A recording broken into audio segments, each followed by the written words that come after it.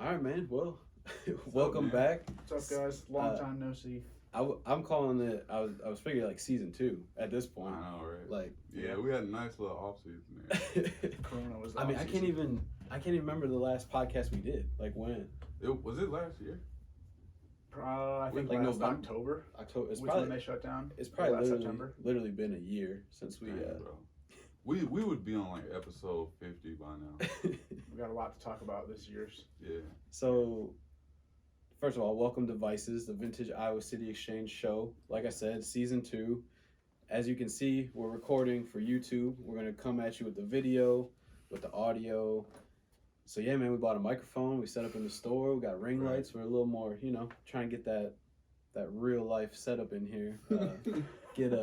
Since our studio closed down, that was really the big thing, man. I feel like once we lost that, we lost like the vibe of like we can meet here, record, like. Right. Yeah, it was kind of sad to see it go.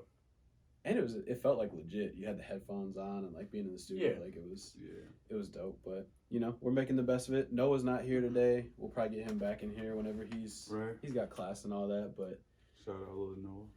yeah, man. So I mean, I guess a lot has happened since we talked last. I mean, we've had a whole global pandemic. I was thinking back when I was trying to come up with like topics and questions. Like, there's so much that has happened that like, is it worth it to go all the way back or just touch on a few things? But I guess one big thing that happened to me is I got married in June, which seems like forever ago, but also in the scheme of when last recorded, like it wasn't that long ago. But June was a great month. I wish we could go back in summer. yeah, I mean it was. I finally got married, so that was like my biggest update. Anybody else got like a? Can you remember anything that happened in your life since then that was like kind of big? Not really. No. Yeah. Yeah, it's been, like besides that, it's been like kind of such just a drag. I feel like. Yeah, it's felt like a long weekend that hasn't like you're just waiting to kind of go back to school or it's like it's like you got a project coming up on Tuesday or something. You know you got to do it, and you're just kind of like waiting to do that shit that you got to do. Counting down to it, but it's just not getting there. Just a time warp. Yeah, like, it does feel like a time warp. Yeah. That's a good way to put and it. you got the kids doing the virtual learning. You were just saying before we started, like, Oh, bro. Have you showed him the picture of Carter? Yeah. That was so funny. He was just like not having it today. Yeah, it's been brutal, man. We usually come together to play, and it's hard to explain right now that it's not time to play. It's not playtime. Right. I got a whole new respect for teachers, bro. I mean, could you imagine, like, it's hard enough in the classroom to keep kids like focused, but them being at home with all their stuff around them and trying to focus on someone on a screen that's not even in front of them, like I feel like it's now I have to deal with those bad kids. You know what I'm saying? Or it's just like all this extra noise. Teachers like, turn your background off. Oh, you mean the other kids? Yeah. Okay, Because like everybody, there's some kids that are doing it like by themselves, so you could tell like they're wilding out. They're Teachers just not paying attention. I mean, they're just loud. They're just being silly. You know what I mean? The teacher has to cut their video off. What's the craziest thing you've seen or heard? Can you think of something? Like something wild somebody said, or just like a meltdown, or yeah. Oh, I mean, there's one girl in particular that like every day is just like I think she's at the library and she's turning up. I mean, she's loud. The teacher's just like yelling her name, like trying to get her to stop doing stuff. So I'm just like, bro, yeah, like I don't know what you expect. Like school is a setting that's like I don't know, it could be boring. So you understand why kids are doing that. But at least there's like something going on. But like it's just sitting in the library for 5 hours or 4 hours trying to pay attention to a screen. Yeah, there's no way this kid's about to. Yeah. You got to do like breaks or have like 30 minutes of this, half hour of that. I mean, the wildest stuff I've seen and heard probably happening in my own house, man. Like just trying to get my son to like sit and listen to me, and like the stuff that he's saying back to me. I'm just like, bro, like I feel him a little bit. He's not having it. I mean, it's tough. I couldn't imagine like when I was a kid having to sit at home. I mean, computers weren't really up to date like that. I don't know what we would have done, but like. There was a really heartbreaking moment when, I signed him up to play football, and we get to the first day of practice, and one of his old friends from school was there, and he didn't remember him, because it had been so long since they'd seen each other. Jesus. And I was just like, dang, it really put it into perspective, like what the kids are going through right now. I wouldn't be able to do it at all. I'd probably. Yeah, I mean, it's just way too hard to sit there and have to because it doesn't feel like you have to do if you're forced to do it or like you just not that. school vibe, yeah, like like school structure. exactly. He wants a break like after everything we do. All right, can we get like a 5 minute break? Like, nah, bro, we It's gotta only been get 2 this minutes done. is the last break. Right, we're gonna be up to 8 o'clock tonight again, bro. Let's not do Yeah. that. Yeah. Or I mean, you just feel for the kids that are like, yeah, they're missing prom or like sports seasons and like shit that like in the grand scheme of life doesn't mean a whole lot, but in that time of your life, it's so important. And then like for this to mess it all up is like, it's kind of like some of the young athletes are trying to reclassify because you know they missed a whole year of film, you know, a whole year of recruiting. You know, like it actually impacted a lot. There's so much going on right now. Yeah, I think that's something that we don't really know, like just in terms of the whole world, like how this comes out different or how long this lasts, what effects it has on different things. Like, even I mean, we were talking I was just at a wedding with all these people, and like some people wearing masks, some people weren't. People were afraid to handshake. People were fist bump. Like, how to after this, and you go to a wedding in the future, are people going to be hugging again, or is it still going to be like the people that are standoffish and like, I don't know. It's a very weird time in life where like have you seen vaccine, any like really good friends that won't touch you anymore? Like you know what I mean? Like, there was these specific family members. They drove 2 hours to the wedding, came to take like the family picture. They were there for the ceremony and they dipped right after. Didn't stay for dinner. They drove 4 hours to be there for all total like maybe an hour. Masks on, like kind of keeping their distance, and like I understand it. You can't be mad at those people because like people are still afraid of it, but they could be like in that age group too, like the most susceptible to getting it. And I feel like they're not super old, but like some people are still really different people will, but they're really afraid of it. Like I don't know. I guess we're around college students all the time, and like it feels a little less scary, kind of, but there's still people that are terrified.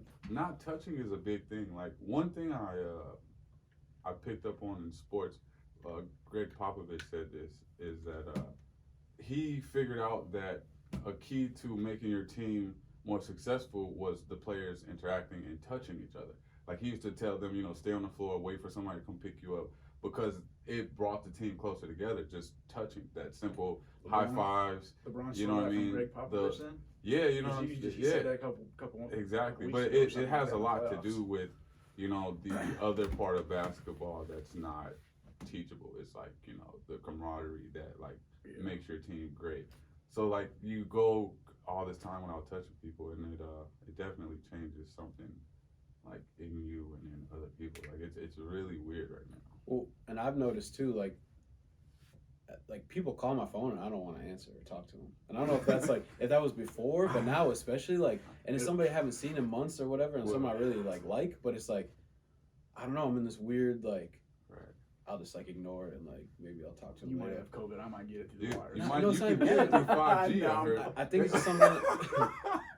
I almost put Bussin' 5G and the birds. Yeah, that's how it's spread. For Bussin' or Busted later, I almost put 5G because I wanted to like just talk about like because that shit's coming out, man. It's here. It's here. I was telling somebody at this wedding. It's funny. I told somebody I was like, no, 5G don't exist. No, that shit's about to cook your nuts, dog. You got that 12 in your pocket? Yeah. Nuts gonna be fried. Straight up. We don't know what kind of microwave that like radiation that shit's putting on. Hey, your reception is gonna be off the chain though. You know? Through your nuts, through your mouth or something. It's gonna. I don't know how that shit works. Soon you'll just be operating on 5G. You have a little chip in. Yeah. Well, what was it? Elon was talking about. I don't know if it's Joe Rogan or what, but about Tesla making the chip for like your ear or your brain or whatever. Where then like, I don't know, basically you turn into a robot and you can like manipulate shit with your mind. So right. Yeah, but it sounds like what they're saying there would be beneficial, like I guess it'd be like having a diagnostics for your body to where like the check engine light goes off and like, oh shit, I know I might get cancer in 4 years or 5 years. Not that, but they're saying it was a thing where like if you have epilepsy, it reads your heart or your brain or something where like it can send out pulses to stop the like a seizure from coming on. So like I don't know how realistic or how close it is, but like if they came with some shit like that, like that'd be cool. More than just like I can answer my phone. Into, you know, the Terminator or fucking Iron some Man weird or something. shit. Yeah. So, yeah, man. So I guess like kind of touching on COVID and stuff, like especially at the wedding and like friends and family keep asking me like, how's the store? Like people are like worried about the store and like how we're doing. But like, I don't want to appreciate the concern. Well, yeah, but when I answer, I'm just like, well, we almost did better than like normal. Like when we were shut down and selling stuff through Instagram and like not open in store, like.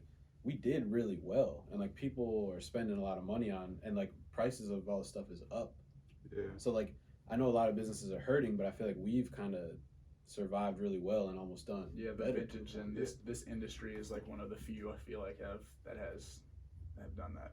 I bet most places that were able to weather the storm did better because, like, you know, with everything, especially like food places, like if all the food places close and you're able to stay open, like people have no choice but to go to you, sort of. You know what I mean? Business is picking up. You know. Yeah, and, you just gotta pivot and like. Yeah. At first, of course, it was shocking because everybody was like, "Oh my God, it's closed." There's like nothing on the racks at Walmart. There's no frozen anything, no pasta, like no toilet paper, no bottled water. Like that shit was wild. That was weird, but of course that was just like the panic of like everybody reacting and then going to get all the shit, thinking they're gonna be stuck in their house for 2 months and can't go outside. Yeah. I mean, dude, on every like crazy the world is ending movie, nobody ever is trying to get toilet paper. You know what I mean? I've never ever heard of this scenario, bro. It's like that's true. It's more of like a party scene, like riot. The world's ending. Everyone's like out in the street flipping cars and like, yeah. It's people like, we need toilet paper right now. But I mean, how many rolls of toilet paper can you go through? Like if you're in your house for a year straight, you probably wouldn't go through the math, and it was like 80 dumps a day. To go through the amount of rolls you would have to go through if you went and bought like 4 or 5 jumbo packs from but also excessive amount. But I guess if you would have told me a year ago, like there's gonna be a global pandemic, you're gonna shut down all this stuff, I would have never guessed that the prices of Jordan 1s would be at an all-time high, that vintage t-shirts would hit thousands of dollars. Like it's just weird that cards are going for crazy prices. Shout out stimulus for that and the fucking what's it called? Last Dance. I feel like that was a big part of the Jordan stuff. Prices going up? Yeah.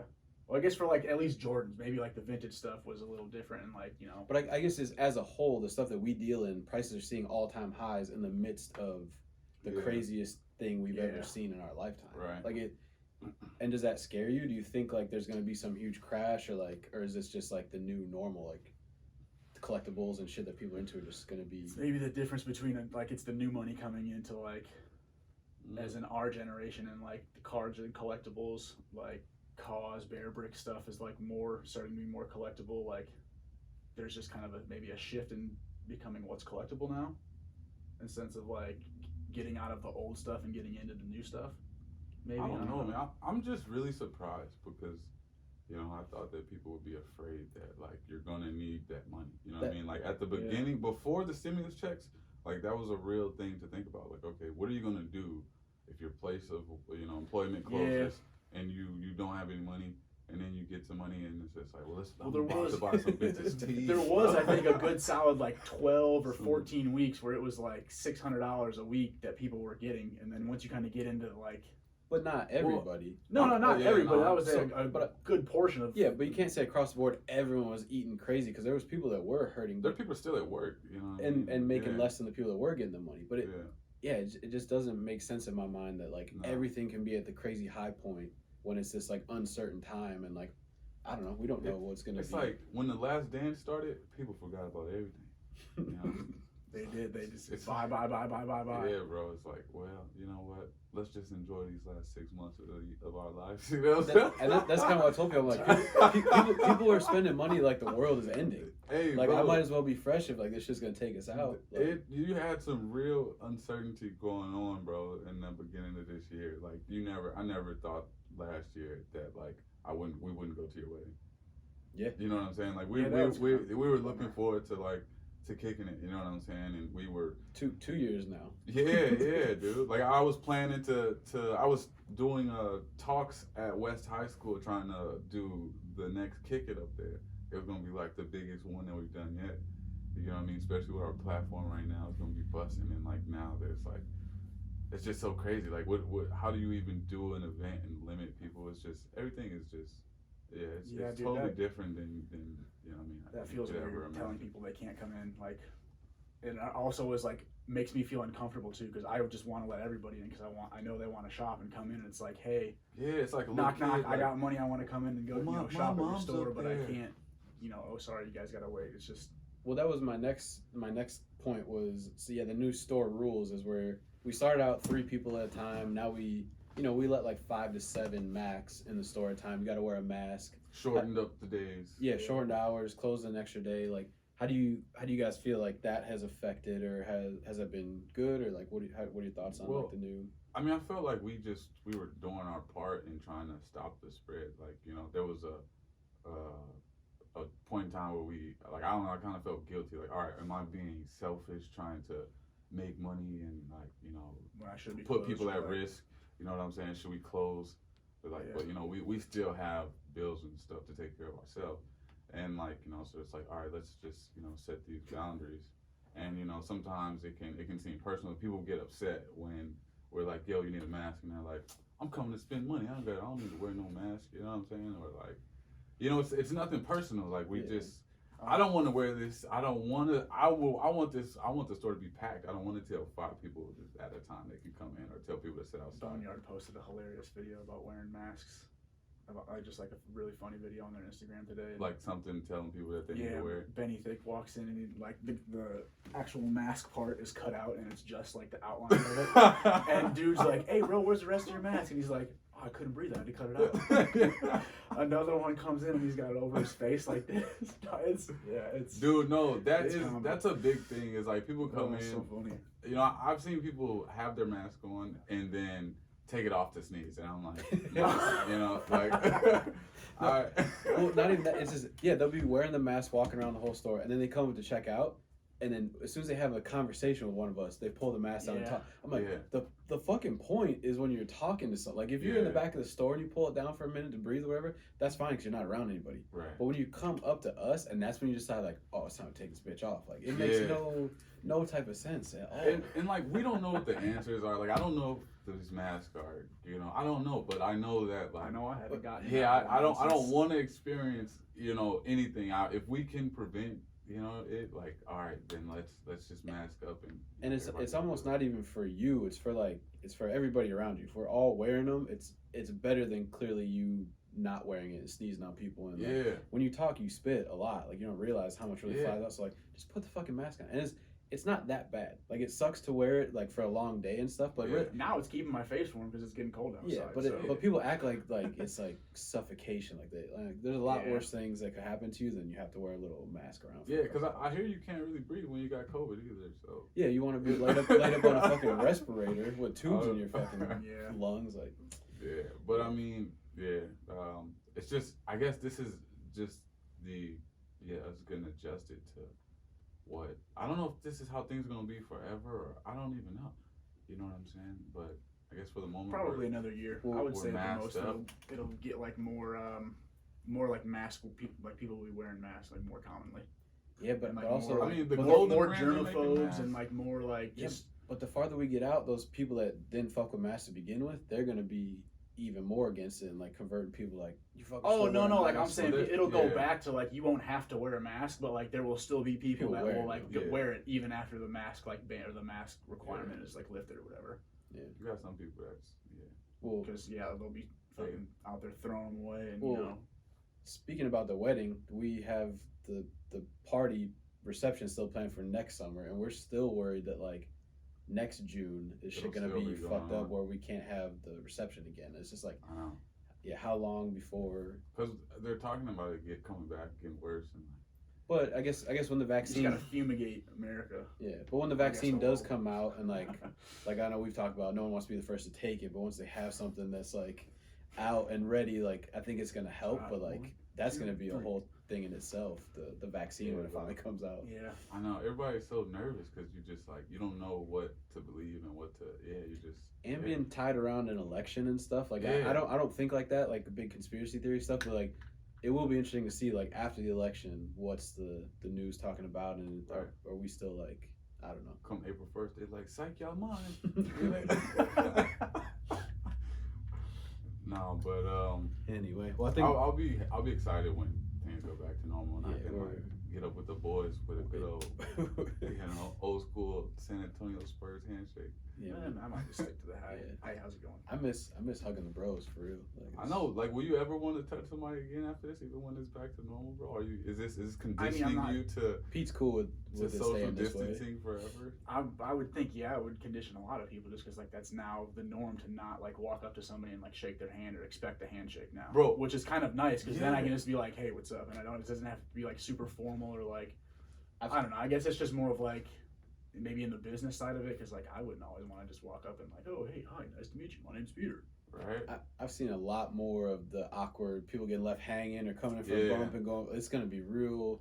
Like Real there's dicey. a human element that has been taken out of things like over this past year. Like you can't really cough and sneeze without the Feeling only like a thing criminal. Like, yeah, yeah, like you people, know what like I'm saying? everyone turns and I'm looks. more comfortable farting than coughing and sneezing in public, boy, because like people gonna think you got that joint, son. You know. Can you You know get everyone touch COVID from your ass? I don't know, bro. I know you can't smell it with the mask on. No. So saliva can, but your farts can't pass it on. How do we know that? Yeah, Has anybody done a study on that? yeah. That's just I'll coming leave through that to you. underwear, thermals, jeans, everything, bro. This mask. I don't know. That Yeah. I want a study done on can farts spread the disease, because we need to know. But I think that's enough COVID talk. I want to get into talking about vintage prices going crazy and all this stuff. The Virtual Flea popped up out of nowhere Yeah. in during quarantine, and if you don't know, it's Chris from 1980 something Co. He was a vendor at the Rose Bowl, which is like the biggest flea market. It was like the mecca for like if you want to go to a vintage flea market, that was the place to go. It got canceled because of Corona. He starts an Instagram live where he brings vendors on so they can still sell T-shirts, Right. and it has spiraled into like the biggest thing in vintage maybe ever. I would say like it's become this like every weekend, Saturday and Sunday, you have people selling shirts. They started going. I mean, it went crazy when a Genie shirt sold for $6,000. We'll get into that. But yeah, how do you guys feel about the Virtual Flea coming along and what that has done for like vintage as a whole? Like, Oh, I mean, I think what they did was awesome. It was revolutionary. It was a response to what was needed. You know what I Yeah. mean? Like everything going on, you couldn't get to the fleas. So like, yo, let's do it virtual. You know, you saw like the versus battles and stuff. But the virtual flea was awesome. It was necessary. A lot of people were itching to get back into the thrifting, and you couldn't go anywhere. Everything's closed. Even going back to the thrifts now, it's weird. I ain't gonna lie. Like I feel like, damn, should I be gloved up in here? You know what I'm saying? But the virtual flea, it feels safe, and it's one of those things.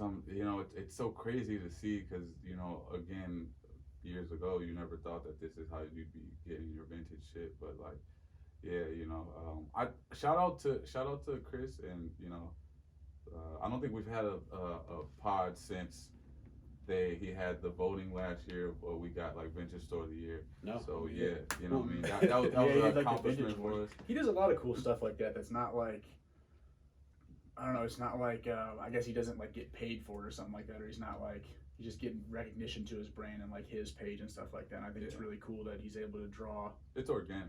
Sure. other like or let other sellers sell on his kind of like Yeah. marketplace and his like I don't know what do you call it, his audience pretty Well, much. when he first started it was free, and he was like, yeah, I was able to sell shirts on live. I want to bring people on so they can sell their stuff. And now he's making money off it, but it's almost like a full-time job. People are he's making definitely thousands of putting in the money work or and, like, thousands of dollars each week on his stuff. So like he's getting a little cut of it, but he's turned it into this thing where like the Wall It's Street cool. Journal has done an article on it. Yeah, I think it that's was cool. I don't know if it was Rolling Stone, or there was another one that just came out. what were you gonna say? I was gonna say I actually had a set on there. Yeah. I don't even remember when it was, October maybe, but it was so stressful. Like Right. all I the thought it work. was in July or something. Yeah, I don't know. sure. No, because it was right before I bought my car. Mm. Yeah, but it was you curate this collection, you hype it up, you measure everything out, and then you're at the mercy of your connection and like the people that are tuned in. Right. Like it's a whole, because like I remember I was so nervous. I always had my Wi-Fi off at home. I used 108 gigabytes of data last month on my Verizon plan, and Brooke used 3. Boy. So like I'm never on Wi-Fi anywhere because I was in limited plan now. And when I started my set, I had the fucking Wi-Fi on. That was like the one thing that I was getting everything ready. Had the Wi-Fi on. It starts out, they call it bageling, so it was like buffering, and like my connection was awful. So I lost like 15 minutes of my set. I Trying like to figure that disconnect, out. jump back in. I mean, I sold a lot of stuff. It went for good prices. We just had Chris Black in here yesterday doing his set. He sold a shirt for $2,000 off his back. Yeah, that was crazy, dude. Like, That's fucking wild. He literally like, I told him, I was like, "What shirt are you gonna wear?" He's like, "The Tremors." And I was like, "Yeah, I know you're gonna get a wild off the back like number for that." Someone offered 500, and then he's like, "No, you could offer me 2,000. I wouldn't take it." Like 15 minutes later, the dude that bought the Genie shirt offered 2,000, and then he like ripped it off. We gave him another shirt and ended up selling for the 2,000. But like, that's just crazy. And I don't think it's a $2,000 shirt, but like in the moment you see the shirt, the size, it's like it's the only time you're gonna see it. I need to buy it. I'm gonna pay up for it. Yeah, Like that that's dude's got crazy money too. I'm not sure what he's. Size has a lot to do with it. Like the Genie shirt it's a good size, you know. Well, even Chris was saying about the Tremors. It was on the Stedman tag. It was single stitch from 1990. He said when he saw it on him, he thought it was like an M&O knits, maybe like 04 like reprint. But it was like from when the movie came out. Yeah. It just everything about it was like right time, right place, and like he got big his print shirts that aren't usually on those. Like it's a more rare graphic too, I would say. Too. I've never even seen another Tremor shirt. No. So like, that's such an awesome movie. they were always, and didn't they make like 8 of them? I feel like there was like there was a couple. they were always on like Sci-Fi rerun. Yeah. Like they were all right. Like it was Kevin interesting. Bacon was in a couple of them. Who? Kevin Bacon. He was in all of them, I think. He was like the main guy. Kevin fucking Bacon. Mr. Footloose. But yeah, but it's definitely the vintage flea has like changed because I feel like Chris was like the kind of the first person to start the whole vintage or the virtual like everything kind of to where it was like even when like they announced the Rose Bowl was gonna be closed, like he was kind of the first one to hop on and say like, all right, we're gonna start do like Virtual Flea, and then I felt like I saw other people not even in the vintage community start doing virtual stuff. oh yeah, but I think like utilizing Instagram how he did, no one had thought to like you can like, go live and be like a host, you have people on and like exactly pinning the bid, so it became like this live, like everything about it is like a gambling type like not really gambling but like this like game almost, or like you're just throwing out a bid and like he's an auctioneer. It's fun like, to watch too, even if you're not looking to buy stuff, and like you can see what stuff's going for and see what other people have and just kind of the vibe of shit. It's pretty cool. I guess going off of that, because I got into it too, was everybody is going live on Instagram and having people on and selling shirts 24/7. Yeah. So like at one point you'd get on Instagram and there'd be 5, 6, 7, 8, a bunch of lives. in a year, like you could pick from any of them. You'd be like different stores you could go to shop almost. well then in a year ago, like there was never anybody live. Like it was like it almost felt weird to go live at, like unless it was like an event or something. But now it's like constantly people are live and shirts are selling 24/7 every day, all day. And I mean, I just the effect of that is it's hard to even like wrap my mind around, because like more shirts are selling now than ever because because there's Instagram so many eyes on it now too, because of the article the Wall Street Journal brought more eyes onto the this lane or this type of thing to where people might not have known about it before. Well, I guess we should touch on that. So Heat Broker was on, and he put up a Genie shirt, Disney Aladdin Genie shirt, all over print, and it ends up selling for $6,000.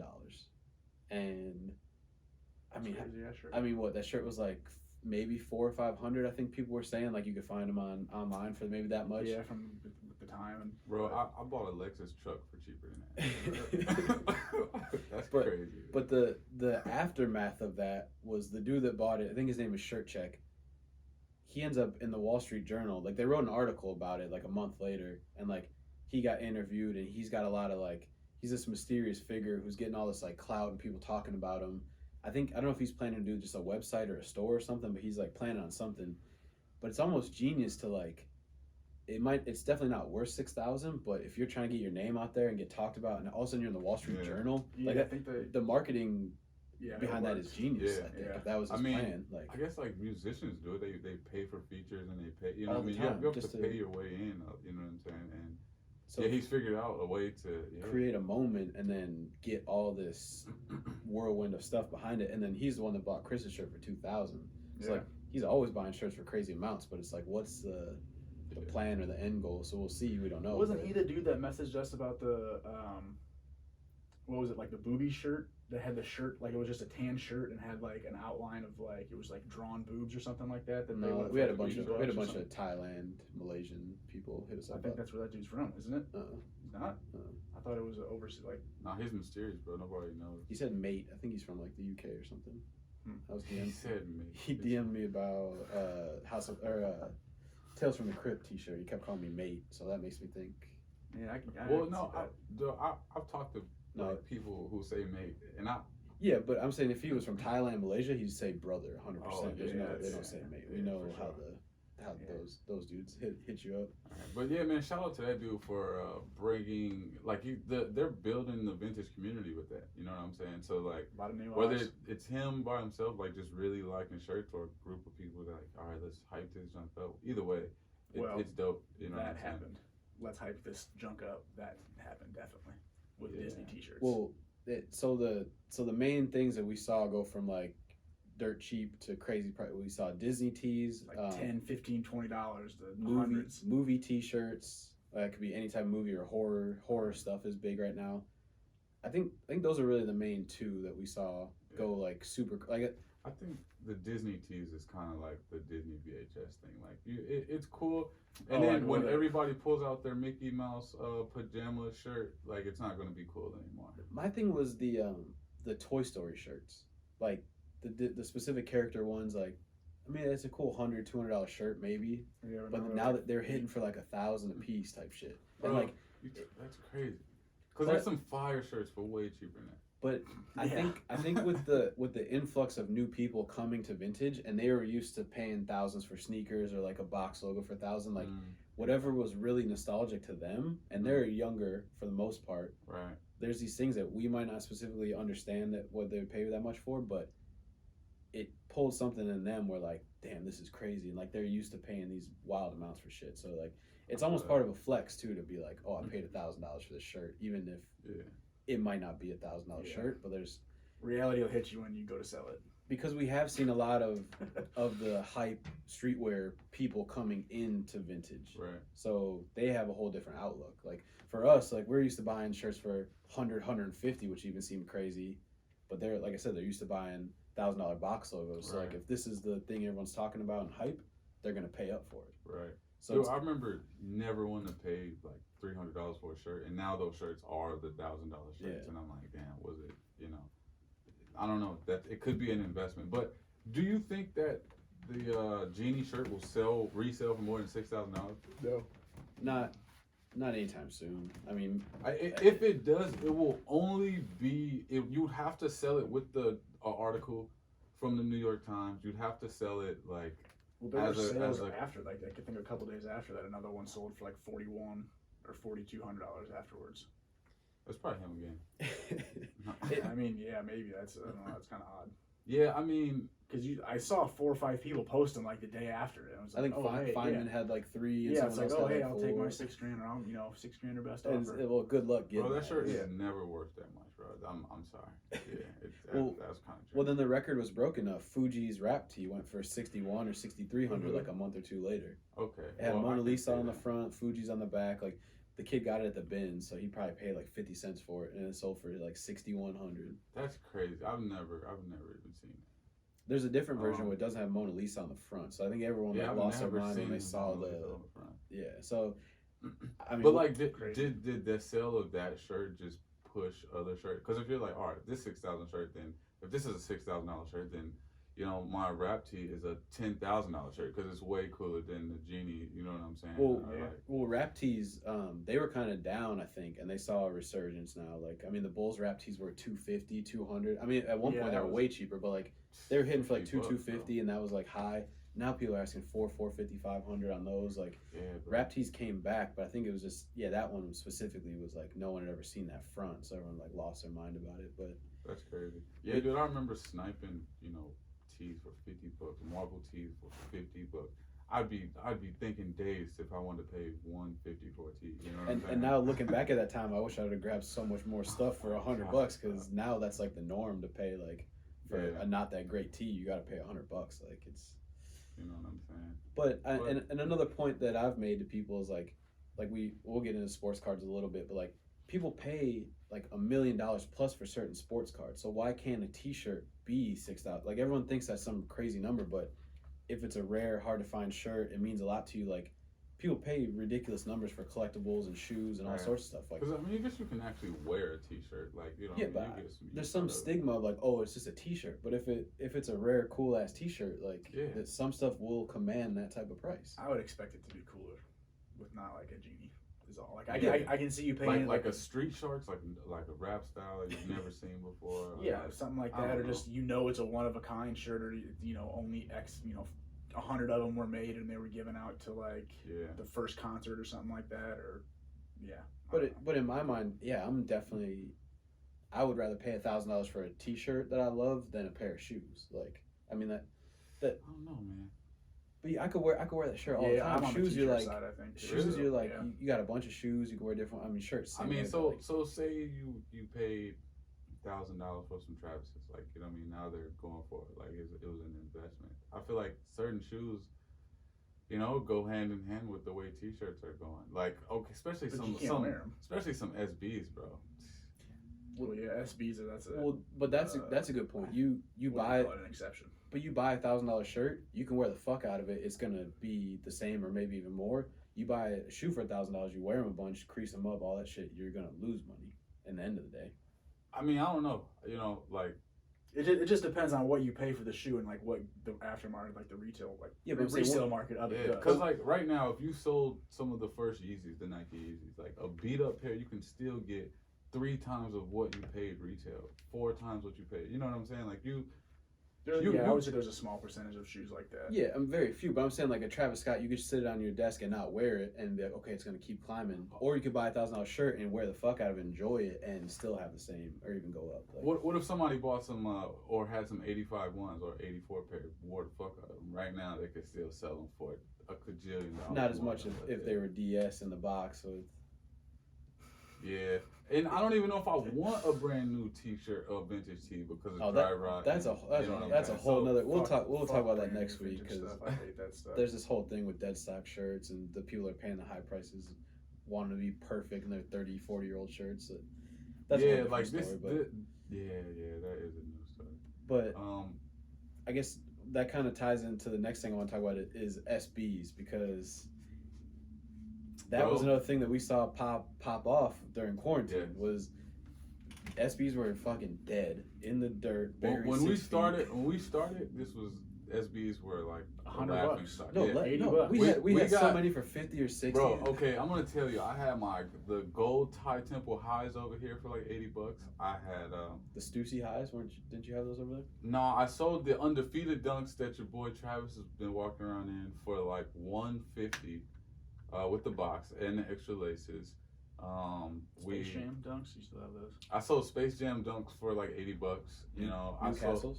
Or was that you? I sold Newcastles for $140 the 2 weeks before Travis got one. Right, and I actually bought them. From the kid that bought them. And I made out on that one, but yeah, I had SBs that I could not get rid of.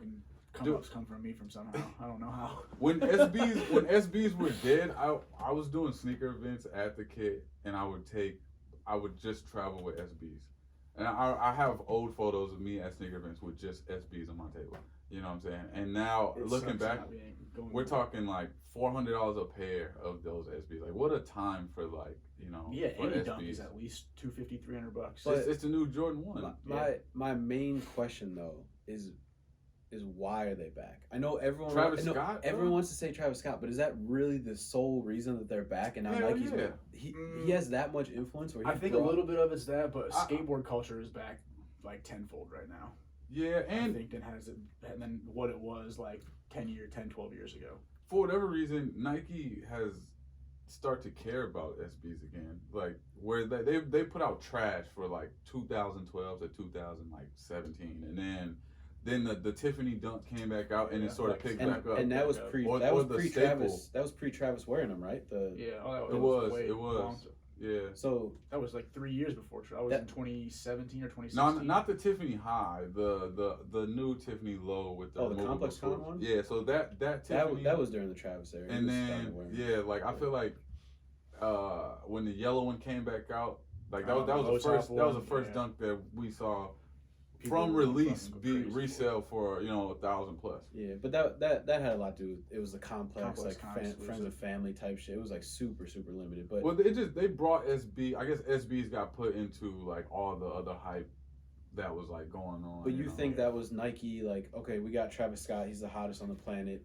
He's wearing SBs, starting to get into him. We should start really like revamping that and like putting more effort into collabs and colorways, and like they kind of had the foresight, like if he's wearing these, we're gonna get the hype back. Like I don't know, they're doing something because they're not missing right now. They've been putting out some fire. Like I love SBs, and I hated them for a minute. Well, I think it has to do with the skateboard culture and like the vintage helping it, because vintage is like they kind of go hand in hand. yeah, it goes hand in hand, and like that was the stuff that I don't know, like a lot of inspiration is drawn out of like skateboarding and stuff like that for everything. Sure. Oh, it for affects like all sorts of designer culture, stuff, yeah. music, like a lot of shit is from skateboarding culture. Skateboarding culture is a lot like workwear, where like they're just out there doing stuff, and then like from the outside perspective, you see like their shoes shredded, their clothes shredded, and all like they didn't intentionally try to.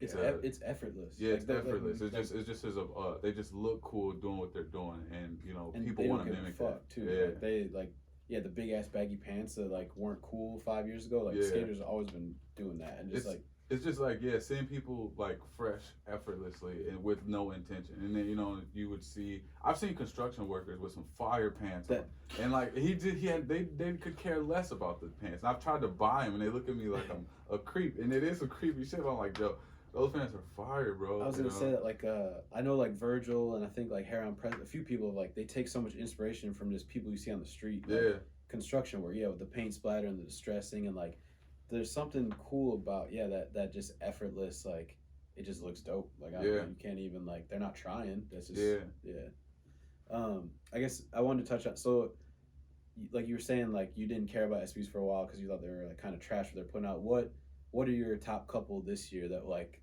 damn those are fucking this is like the heyday, like the golden era of dunk again? Oh like, man, what ones are coming out? I appreciate the fact that they brought back the college dunk, pack of like the Syracuse and all those stuff, those are fire. I really like the Grateful Dead pack. That was fire. I was a big fan of the Three Bears Bear Brick collab. The Grateful Dead. It's funny because so many people see the baby bear that we have and be like, oh, is that the Grateful Dead? And no, it's not. That's a different pack. Right. But it does. You can see like the inspiration almost. So we're like. Yeah, I'm gonna say that the yellow Grateful Dead is better than the baby bear low. Yeah, like I like how it's like it's really fuzzy. People agree. I mean, I respect that shoe more than I respect the yellow one, just because of like the nostalgia behind it, but. Man, that yellow one is fire, bro. It's a cool shoe, but I think like just the shape of it, like it's they're Nike's doing their thing right now with the SBs. Like that one's fire. To answer your question, the color changing one, that one's fire. Civilist or something. Civilist, yeah. And Civilist actually they do fire SBs. What was the other one? Loveless or whatever. What was the which one? Oh, Strange Love. Strange Love. The pink and red joints with the velour. I mean, I'm gonna say that too. That's not a shoe that's made. I don't think this like it's made for like the resale. Yes. Like so people in the skate like. I don't know. I wouldn't think a skater would want a fucking plush velvet shoe. Like well, it's not that. Like I'm not mad at the plush velvet. I'm just mad at the resale price of it because I'm just like this is all hype. Like that. So it makes me not like the shoe as much because I'm like. There's no way that shoe is tighter than the Newcastle. You know what I'm saying? Or like, there's no way that shoe is tighter than some of the other dunks that don't go for that much. Yeah. It's just, it came out in a hype time where, people just wanted a SB that they could pay resale prices for. Mm-hmm. The Travis Dunk SB dunk is not bad. That was dope. I think the biggest one as far as like pop culture is the chunky dunk. The chunky, yeah. Just because of the tie, like everyone knows Ben and Jerry's, and then to see like. Yeah, the cow pattern, the special ice cream packaging, like that was really when I was like, damn, dunks are really back. It's like this mainstream, like even like old Ben and Jerry's vintage shirts go crazy too. Yeah, but even like $22 sold it for $150 because of that. Yeah, but even like old people were like, oh, you've seen these ice cream shoes, and they're talking about these dunks because it had such as like cultural relevance again. And I think that really like was And it's like a high point. they were not doing that. Like they were almost just putting SBs on the back burner and just coming out with GR stuff. But now it's like you're seeing like a banging big collab, collabs and like time being put into putting out like quality products. Like the Grateful Dead, like they're like that's fire. You know what I mean? To do all the colors. For the material, I'll say the Syracuse and the Kentuckys were the best ones, though. Just quality of leather and stuff. Yeah. So they were good. I guess one final thing on them is, so are they here to stay, or are we gonna see another just crash and like? I mean, not right away, but like. I think they're here to for a while? stay. A part of me wants them to crash so I can get some stuff back, you know. But I mean, I'm excited to see SBs at where they're at because you know I was looking crazy for a minute. The only person with all these SBs and people like.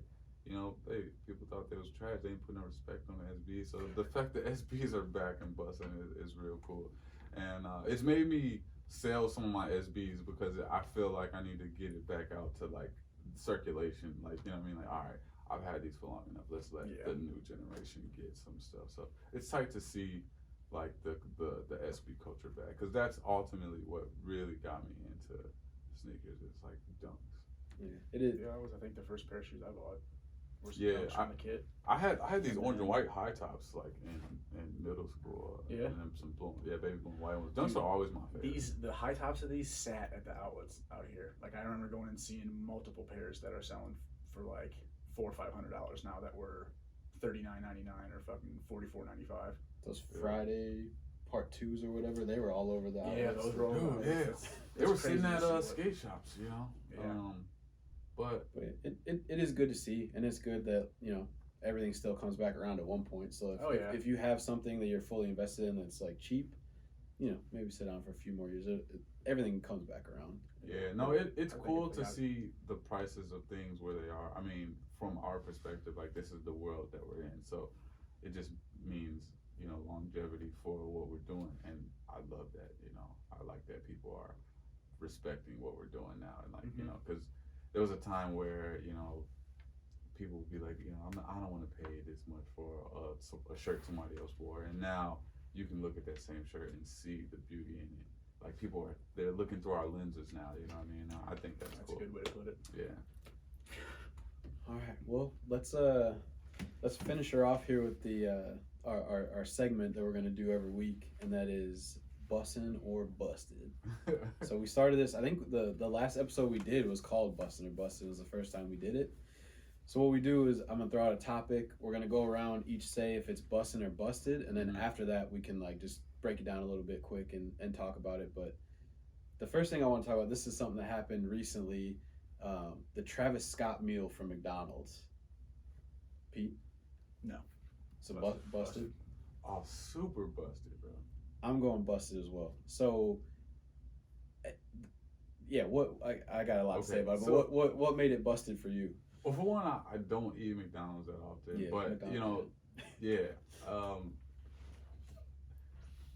Where's the fucking Happy Meal toy? Yeah, Jesus Christ! Okay. You missed the best part of like that's of all marketing that it right was. there. Yeah, it was just like Where's the toy? This is the meal that he gets when he goes to McDonald's. Like that. That's what you're selling. So yeah, I guess when you hear about it, you think like, oh shit, there's gonna Maybe be a special. if I eat like Travis Scott, I could be Travis Yeah, Scott. but why is there not a Happy Meal box with like the smiley face on it? Like, why is there not a toy? Oh, or, you like, had to pay for those. or like tray paper when you sit down? Like, it literally all it was is what he orders when he goes there, and then maybe your receipt ticket said Travis Scott meal. And at halftime, it didn't even say that. Yeah. So yeah, because if it was Travis Scott meal, it was $6.50. But if they rung it up a different way, it was like $8.95. I guess you did, yeah. It was a discount on the and meal. I did my fries in barbecue sauce. It just everything about it just seems so lackluster, and like when you hear about it, you think it sounds cool, and then you like in real life, it's like, wow, this is actually pretty fucking poorly executed. Well, on his end, you know, like that's cool. He got the bag. I mean, well, good for on him, his like website, like he had some fire merch. You know what I mean? And then McDonald's on their end, they didn't do nothing. Well, just, like, that's the other side of it. This dude dropped They were holding back employee 3 t-shirts. days worth of merch, and one was like a cactus plant flea market. There was jeans and fucking. It seemed chicken like a nugget big body deal pillows. on his end, and then to McDonald's, it's like all it was is a commercial. Yeah, bro. Some workers got the crew shirt. People were stealing the signs out the building. I'm not gonna lie. It seemed a little like, you know, Black Lives Matter is like just like you know. Let's I mean, attach ourselves to like the biggest. It just is a and- popular stance to take right now, sort of, and that's what it kind of seemed like, because I really don't understand it. And then the next one was with another minority. They did another collab with another minority, and it just seems like it's a little unnecessary. I bet they are. My thing too was, and it's the same thing with that Charlie girl had to drink it at Dunkin'. It's all stuff that is on the menu already. There's nothing proprietary about it. There's no like. It's just what you all get. shit you could have got anyway. So that shit's busted. Busted. What's the next one? Next one. You guys want to do like a Domino's Peter Krogel collab? You guys can get the pizza that I order when I eat Domino's. maybe someday. I wouldn't be mad having one, but like just seeing it from afar, busted. So next one I want to get into. This is something that me and Pete do a lot, and I know you used to dabble in it, but not as much. But sports betting. Because let me preface it. I got the Bears tonight +6, but I think they're gonna win the game outright. This is another thing that happened during quarantine is sports betting became legal in Iowa. So we were able to go to a casino, get signed up, bet from our phone. That wasn't possible in Iowa before. So Pete, bussin' or bustin'? Oh, I love it. I highly advise to go do it. So Pete's going bussin'. Man, I like to do it, like you say. I was all for it, but with sports changing, dollar parlays. The sports changed so much that it sort of took the excitement out a little bit. You know what I mean? Like I don't even watch the sports the same. But the act of being able to sit at home and bet on your phone on sports is. Doing parlays is super bussin'. I think you're going bussin'. I'm going bussin' as well. Even when you lose money and you get destroyed on a last second like buzzer beat or whatever, that shit is fun, man. Dude, like, to have a $1 parlay go to like for 14,000, go to the 8th game and you're just so excited, like, oh snap, I'm about to hit this. Even when you miss it, like the excitement that you get in it. For $1. Yeah, for $1. And you know what I'm saying? I was talking to somebody. Like you could watch the Eagles and the Giants, who are just terrible football teams on Thursday night. But if you got even $5 riding on something, it makes it watchable, enjoyable. And I know that's like kind of a degenerate way to look at it. Like you gotta have money on something to make it fun. But like we're adults, we make money, we spend money, we win money, we lose money. It's just not wasting your time. You got like some skin in the game. Yeah, and as long as you're responsible, like I'm not like trying to like refinance my home to get like pay my gambling debts. Like there's limits to $1 parlays, people. Yeah, you put in $20, you make some crazy parlays for $1. Like you never know. But 20 parlays is an exciting fucking Sunday, bro. Yeah. You be on the edge of your seat with 20 parlays busting, dog. And like the high of winning and cashing out money when the rare time it happens is so fucking great that it balances out the shitty defeat that you normally face. But I kind of want to add a sports betting section maybe, and Pete can be in a suit with like a cigar and we can like take his like I want to get his lock of the week and some shit. We'll maybe add that. But so yeah, sports betting. Oh yeah, we have a like pick'em thing that we do. Hey yo, the pick'em's going good. Sports betting is busting. You're pretty high up there, aren't you, in first place? Yeah. So next, we touched on it, but I wanted to get like a full so Instagram lives, like we talked about doing the selling t-shirts. Bussin' or busted? Just with the fact everybody doing it now, it's kind of like this mainstream thing. It's cool that everybody's doing it. I wouldn't be able to do it on mine. I just don't feel that I have like the constant energy to like sit there and talk to a camera or talk to my phone. Like me looking at it would feel weird, and also me like seeing myself in the picture would feel weird. I'm glad you asked this. I don't know. Can people like vote? Like, would you want to see us go live like during our store hours? Like, cause I was feeling like, times where we were closed, like, what if we just went live in here and like people could virtually be here? Would that work? And I don't know the answer. So I want to know from people at home, like people watching this here, and it's like, would you want to see us go live from the store regularly?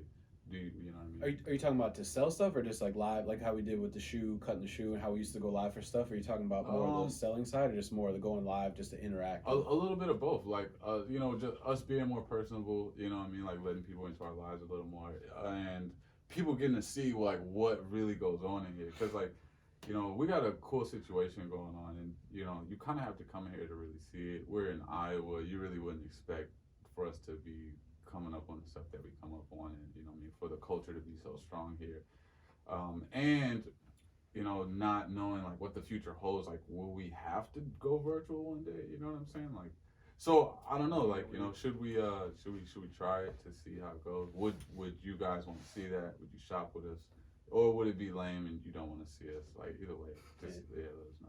So yeah, so Instagram lives in general, I'm going Bussin. Yeah, because I think for sure. I think just that, and like you said, it kind of is this way to bring people together in a time where you can't be together. So like the more that people are going live and having people on their live and just the communication and kind of getting that feeling back, like because there's people that can't make it here because of everything that's going on, and like our DMs are going crazy. Sometimes it's hard to get back to everybody. We try to do the best we can amongst each other. So I don't know if going live will, help everybody. And just keep and like you said, making that personal connection where people can hop on live, ask us questions, we can answer and do different stuff. And like low key, I miss the people out there, man. That was hard during the quarantine. It was like human interaction, race bro. in the parking lot or nothing like that. Yeah, we would No just foot we would races foot race people. We would just, it was like a good time, bro. And we'll get back to it. Like I said, doing the podcast and doing this type of stuff is like getting us back in that mode of like creating and being, making that connection again. No, for sure. We're shaking off the quarantine. It's time to the rust. Time to get back to work, bro.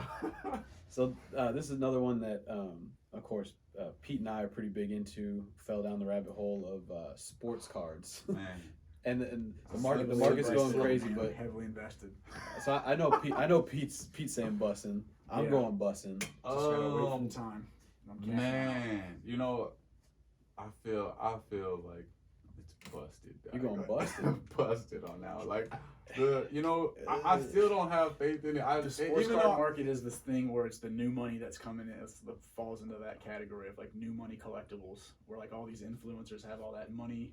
Right. That type of shit to where, I'm not saying like that's everything a part of it, but that's a small portion of it. It's just like it's those nostalgia. kids It's nostalgia again too. I used to rip. My whole life was like using my allowance to buy Pokemon packs or baseball card packs, and like that stuff is a high. The fact now that I have disposable income to buy more packs and open more packs, and the fact that I sold a stack of cards and basically bought my dream card off of sports cards. I mean, if you can get in, make some money like right now, that's the busting ass part. But like holding on to it, I feel like it's a little. Like risky. You're gonna feel like the Beanie Baby people feel now.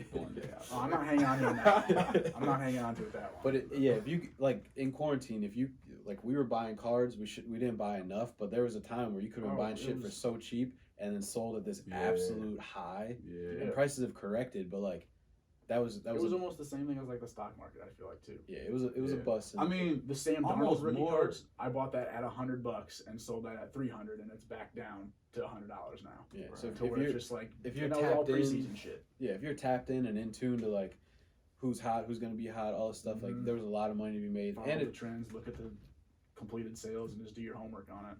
Right. So I mean, I guess like people are in control of their spending differently right now or something. Like the market's not being controlled by anybody except like the consumer. Like it's not. I don't know. Like I feel like there's no commercials on cards and stuff. It's just people wanting to do it on their own. Well, now it's influencers too, like Logan Paul buying that box and doing the charity thing, and then Logic buying that Charizard for like $200K or whatever. That was a shocker. I didn't even know he liked Pokemon like that.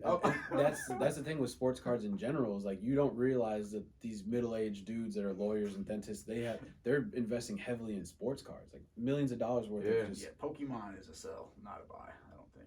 Pokemon is gonna live forever, bro. It might be 30 years of new generations of kids getting into it. They're like something about that shit. There's something about those little creatures, bro. It's got people. It'll be at its height again in another 20 years. I was walking around here playing Pokemon Go, and now looking back, I feel crazy, but I was in that shit. I was like balls deep in Pokemon Go. Bro. I was unemployed, about to move to California, just walking around catching Pokemon. Hey, bro, I was straight up I was on YouTube trying to figure out Pokemon Go for real, bro. Pokemon Go was.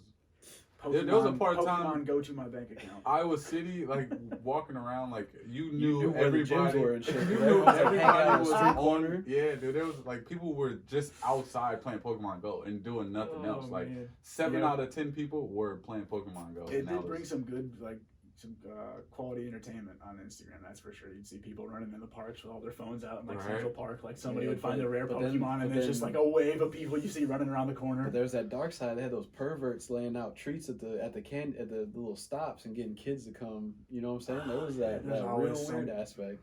Yeah, But there's always anyway, predators in we're- anything. we Creeps. got two more to get through real quick. Next topic is PS5 and Xbox Series X. So basically, on this one, I was just the next generation of gaming consoles. Like, are you excited, or is it bussin'? But what do you think? Are you excited for it? Bussin'. Yeah, I will I'm say I'm that excited for it. I don't play it, but I'm excited for it. quarantine has birthed more gamers than ever before, and this is a good time to release a new console. My take on it is it's busted, and it's only because personally I can't play video games anymore, and You done? I hate that because like I wish I could like I feel like the magic is gone. Really? I have don't think you just not have the patience anymore. Cause It's that's why I something- stopped You playing. don't play 2K. No, I don't. But it's sad because I was so into, especially Call of Duty. Like I almost failed out of Iowa from playing Modern Warfare 2. Like I was on academic probation because I just played Call of Duty. They should have just kept improving that game and like stopped making it too in detail. Just keep the same fucking thing. It's not even about improving it. It's just like now when I log on, I'm like, okay, I'm gonna play some Call of Duty. I get in one match and I just get bored so quick and I turn it off. So I don't know if it's like getting older or what, but I'm not planning on buying the new Xbox. I'm not excited about it. I think it's it's sad. sad. The kids are they're better now. I didn't Where you die play. too fast and it's like, oh, 2 steps Well, dead. I'm just saying video games in general. Like even the Tony Hawk, I was really into that. I play for like an hour a night. Now it's like I play for 20 minutes. I turn it back off. Like for something about me getting older and personally, like it doesn't hit the same, and it's sad. Like I mean, I went through that stage where I didn't play games for a long time. but now you're back in it. Yeah, I just started playing 2K when quarantine, like when we had to sit in the house, and now I'm just like, damn, this shit's fire. I don't know why I wasn't playing the past few years or why I didn't care so much, but it's kind of got me, you know. So you think you're gonna pick up a new system, or you're gonna wait till that like they come out and then they go on sale next Black Friday type I shit? always wait, bro. I'm not about to spend no money. And the first version always sucks. There's always something wrong with it, getting recalls and shit. Right. So. I definitely tried to get the pre-order to try to do what I do, that but that thing they sold out so fast, bro. I wish they wouldn't have done pre-orders though, because when they had the PS3 come out, there was no pre-orders. You waited in line. You waited in line, but you had to camp to get the pre-order. I did. No, I camped out to get the release. Now you have to camp outside GameStop to get the pre-order for whenever the fuck it comes out. See, they should just have it like.